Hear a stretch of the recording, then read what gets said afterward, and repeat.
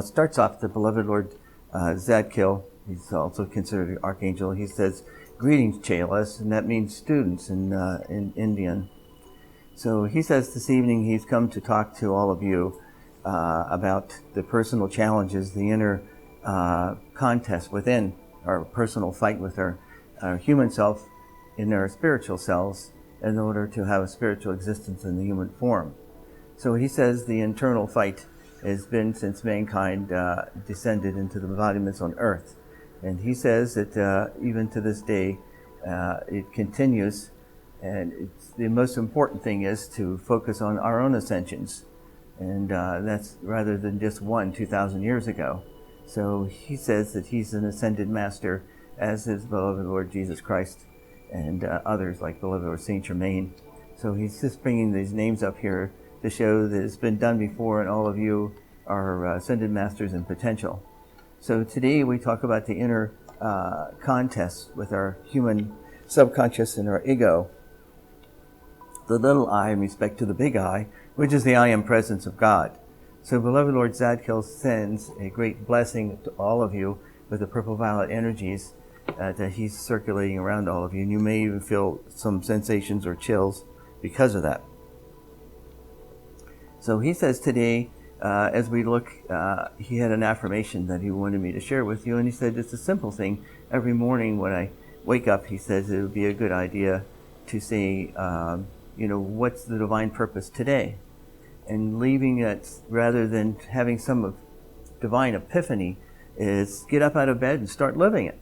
He says we have to be doers rather than people contemplate and have to make every effort to examine all the nuances of God's meaning rather than just living it.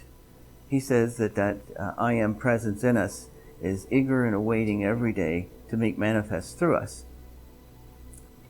So he says, picking up that divine path or discerning where it is, each one of you are your own dowsing rods, so to speak. And he says it starts right here in our solar plexus, our heart area, that we find what is right and wrong, where we should be and where should we depart from. Sometimes we become comfortable, he says, in our old habits that we're not going to allow ourselves to depart from because they're comfortable. And even though we realize, just like eating something that's wrong for us, we continue to do it. So we continue to think thoughts and do deeds that we know they're just not quite what the divine presence would require us. He says in a practical way, because all of you are incarnate in human form, God doesn't expect us to be angels, every moment. So it's just like he talks about the rascaliness of kids, for example.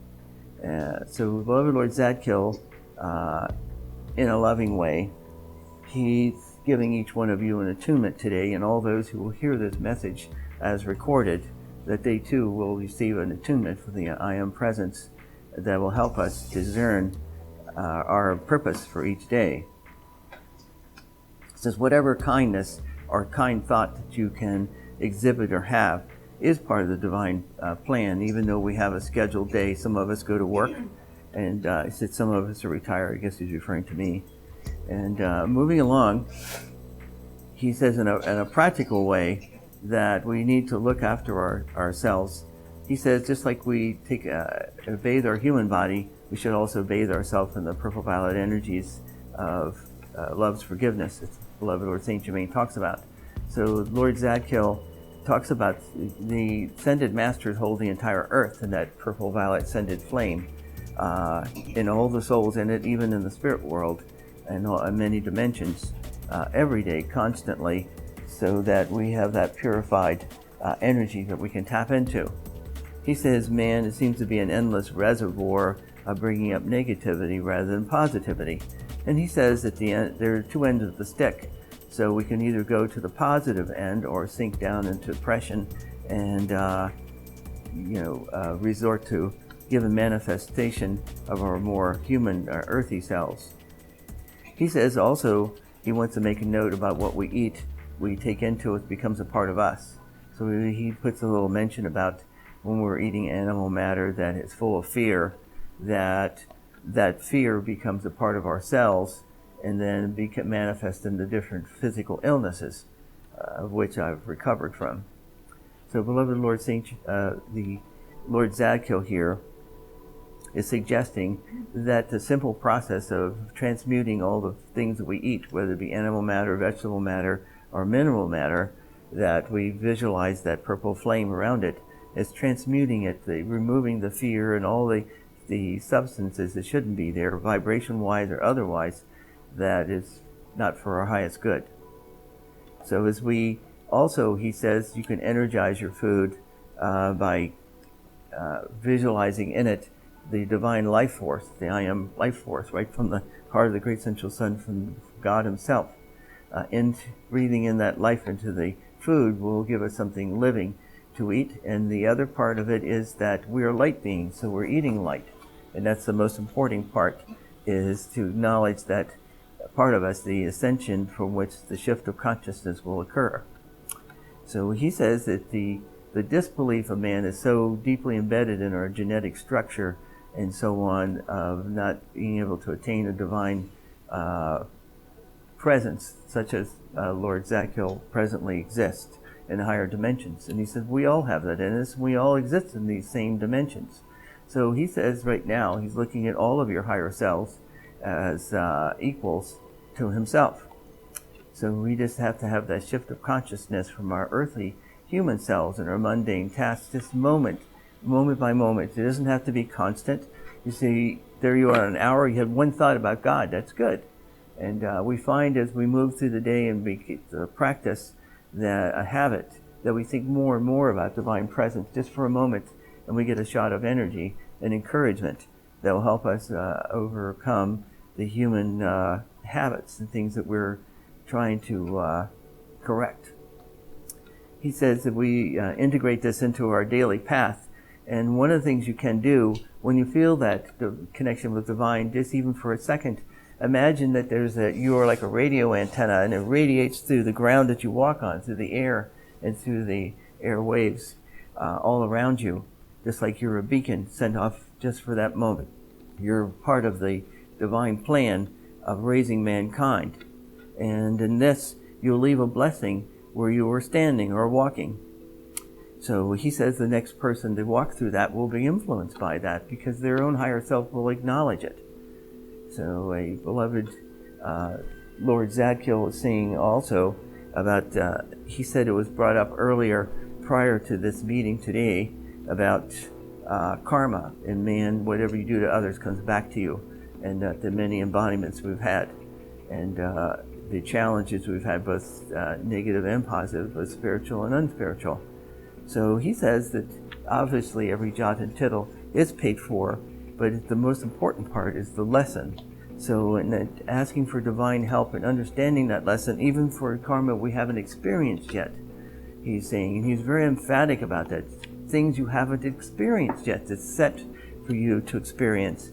As long as you learn the lesson in it and you absorb it and make it a part of you, then the circumstances surrounding the manifestation of that karma to present that lesson will decrease and diminish.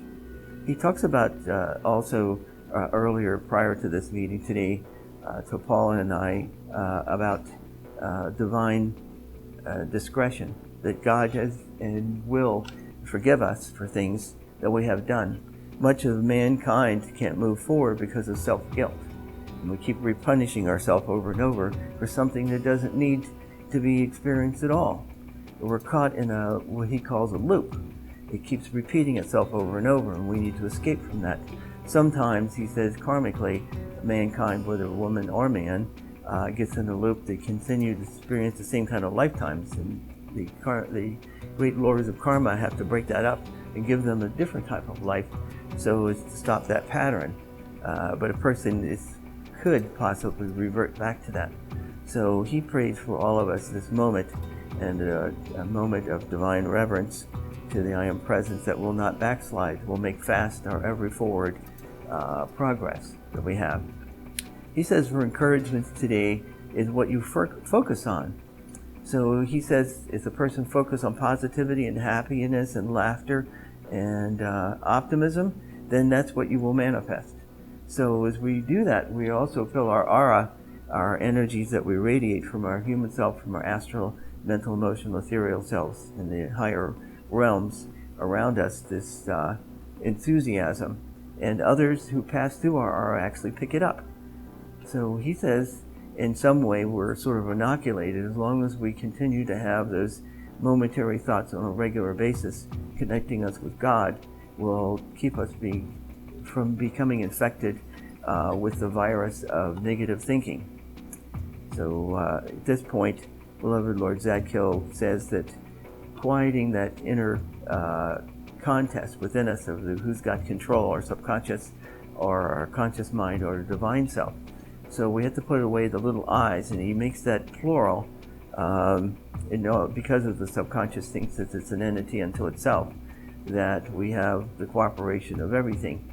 So he says, as in the man or woman's heart, so are they just collectively as mankind. And as we visualize the divine presence, the divine light in us, divine love in our heart, it begins to influence the physical aspect of the subconscious. So we find ourselves becoming more and more in the habit of giving blessings to people rather than the opposite.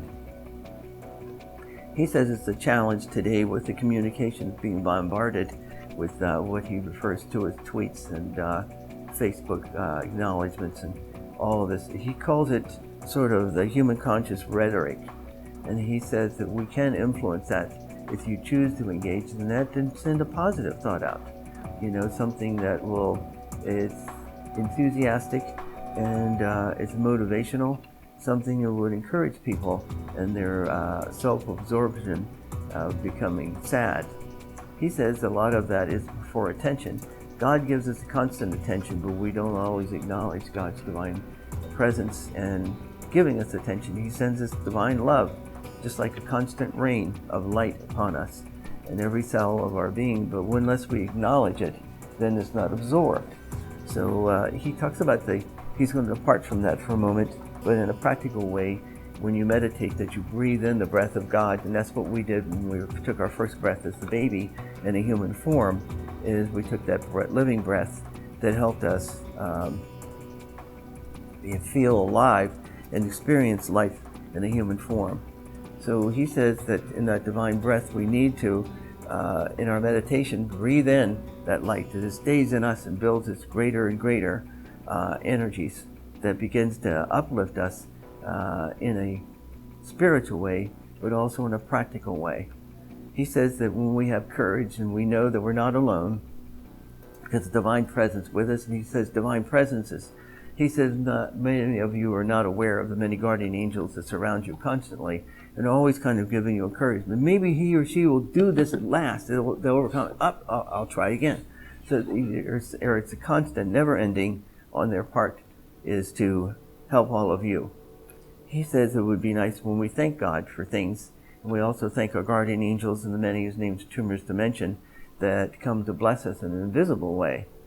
So he also brings in a thought here that even during the night some people feel the alarm of a psychic attack, but he says it's sort of like a rubber band in a way that can be some of our things that our own subconscious could manifest, and it snaps back on us. So what we need to do is in our spiritual bath every day of meditation, that we're bathed constantly in the purifying energies of the purple violet ray, so that in our surroundings and even projected to the future, you're manifesting your environment before you even walk into it. It should be a practical way to keep ourselves from feeling as if we were attacked, even though our physical form is sleeping. So he says all the other levels of consciousness, since we're multi-dimensional beings in our own right, and a number of dimensions, we need to bring it together in cooperation. He says each one of you is a temple that we can dedicate to God, and in that temple, it interestingly enough, exists on many dimensional planes simultaneously. So he says as we see ourselves coming together, doing everything at the same time in the same place, which is in a physical place, he says, where the center of our heart is, then we get our cooperation of our parallel selves. So he wants to pick back up on the initial talk of overcoming our internal battle within us. So he talks about habits have an energy of themselves. So we need to de-energize these things by decreeing that that which is not for my highest good, I command it to disintegrate itself. And these are the creations that we've created. And it doesn't mean it literally, like some religions would go out and eliminate another human being. He says that's preposterous. This all has to come back to our thinking. So we're commanding thoughts that we have thought and build up into thought forms that have some substance because they've been worked on so much since we were born, and rarely do you ever bring those with you from another life. We command them to start to disintegrate themselves. And we can call upon the purple violet fire of love's forgiveness, as beloved Lord Saint Germain talks about, from the I Am Presence, to speed up that process, to accelerate it, to accelerate the speed of our atoms, to help us enter into higher dimensions of consciousness, and to livingly, knowingly walk in two places at the same time, where our mind and our heart is always constantly connected to God, even though we live in a human universe, and that which touches our lips has been blessed deliberately by our own inner selves and by our human self becoming the habit of creating energy in it, to transmute it to a positive aspect. And as we are absorbing the light, breathing the light, eating the light, drinking the light, we become the light being that we seek to be, a divine expression of God, a reflection of God's love. So, beloved Lord Zadkiel again sends out blessings to everyone here and all those who will be listening to this message of encouragement today, as we say each day that when I wake up, it says, what's my divine plan for today? And just leave it at that, because it's all determined right in that moment. And then your subconscious picks up those messages from your higher self rather than from our conscious mind, and things begin to turn positive in our life. Suddenly, things that we're expecting to get in the mail, like that check we've been expecting, or that phone call from a friend, or an opportunity to get out into the world rather than being a recluse and do something that's positive that we felt made a contribution, will start happening. So what's my purpose today? Well, God's manifesting it right now. And he wants to go back again and revisit the subject of karma, and the fact that in learning these lessons that we need to learn, even things we haven't even experienced yet, to lighten our load, we can also pray for that as encouraging for others. He says whether in the physical form or in the spirit world we've departed, and now they're constantly refacing the things that they should have done and didn't do in life. He says all of us send up an agenda, both a physical and a spiritual agenda, that meets the lessons we need. So in this, we declare that we're receiving every day and being a part of that plan and accelerating it, so that we're learning all these lessons, absorbing it, and we're praying that those around us, even our household members, likewise will be absorbing the lessons. It all comes back to self-mastery. He says that, and he was kind of adamant with me today, that God didn't bring us here to be wimps, in modern language. He wants us all to be strong. So he says you can't be a master unless you have master type of challenges. So in being junior masters, all of you, he says the challenges challenge our faith, and we keep moving on, then that challenge is met, and then we'll have the next challenge. So he said sometimes we're inspired to go to a book, and the only thing we needed out of it was a sentence or a paragraph. We didn't have to subject ourselves to the entire book. And he makes a comical reference to some of the books he's seen that make his face red, and other ones that he's viewed as a bunch of extraneous details. But he said, nevertheless, if you're inspired to pick up that book and God spoke to you through a sentence, he said that's all you needed, and then you can go out in your wilderness and create the new promised land that we'll all create with our creating of our own universes. So beloved Lord Zadkiel also brings attention to a number of other ascended masters who are evidently behind me, and some of them are more than 12 feet tall here. They go up through the ceiling. And they're all sending their blessings to all of you, encouragements. They see all of us like being individual pearls in a bigger string. that we all have a purpose together as a group and individually, that we can make a difference in our world. So he's bringing his talk to a close here, but he brings it with the symbol of a rose. I got a little emotional there, because he referred to the rose as beloved Lord Jesus Christ. So that great presence has come here tonight. You might feel that greater presence. You might feel a little tingling here. But I feel the presence of the beloved Lord Jesus Christ here at this moment. And he gives a divine blessing to all of you, a divine forgiveness that we need to forgive ourselves. If we can't, he's doing it for us. He's speeding up our progress so that we won't be bogged down in the products of our own creation. So as the beloved Lord Jesus is putting his blessing here, I do sense a little bit of the sense of the smell of a rose being present. It's such a living, a soft energy, and it's so immense, it's bigger than life. So Zadkiel and beloved Lord Jesus Christ gives you all blessings this moment. And those who will be listening to this recording in the future, that you too are blessed. Just by hearing it, you've made your connection to the divine. And now we bring this to a close.